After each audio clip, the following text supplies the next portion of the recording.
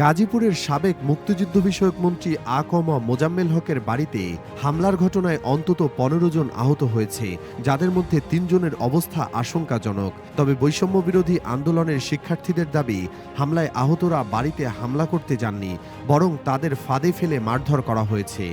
বৈষম্য বিরোধী ছাত্র আন্দোলনের গাজীপুরের যুগ্ম আহ্বায়ক নাবুল আহমেদ বলেন, রাত 8:30টার দিকে আমাদের জানানো হয় সাবেক মন্ত্রীর বাড়িতে হামলা হয়েছে এবং সেখানে কয়েকজন শিক্ষার্থীকে আটক রাখা হয়েছে। আমরা তাদের উদ্ধারের জন্য সেখানে গেলে পরিকল্পিতভাবে আমাদের উপর হামলা চালানো হয়।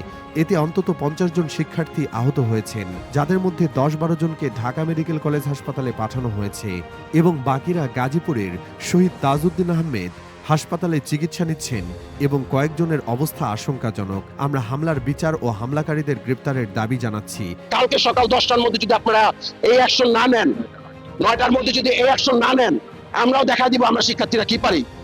বলতে পারবেন না যে তোমরা ভুল কিছু করছো। এদিকে একজন স্থানীয় বাসিন্দার সাথে কথা বলে জানা যায়, শুক্রবার রাত 9:30টার দিকে একদল বিক্ষুব্ধ ছাত্র জনতা গাজীপুর মহানগরের ধীরাশ্রম এলাকার দক্ষিণখানে মোজাম্মেল হকের বাড়িতে হামলা চালায়। তখন মসজিদের মাইকে মন্ত্রীর বাড়িতে ডাকাত পড়েছে বলে ঘোষণা দেওয়া হয়। এতে স্থানীয়রা দা বটি, লাঠিসহ দেশীয় অস্ত্র নিয়ে ঘটনাস্থলে পৌঁছে বাড়িটি ঘিরে ফেলে এবং ভেতরে ঢুকে কয়েকজনকে মারধর করে। ঘটনার পর বৈষম্য বিরোধী ছাত্র আন্দোলনের নেতাকর্মীরা রাত 1:45টার দিকে শহীদ তাজউদ্দিন আহমেদ মেডিকেল কলেজ হাসপাতালের সামনে বিক্ষোভ করেন। এ সময় সংগঠনের গাজীপুরের নেতা মোহাম্মদ আবদুল্লাহ বলেন, শুক্রবার রাতে আমাদের কাছে খবর আসে ধীরাশ্রম এলাকায় সাবেক মন্ত্রীর বাড়িতে লুটপাট হচ্ছে। তা প্রতিহত করতে 15 থেকে 16 জন শিক্ষার্থী সেখানে যান।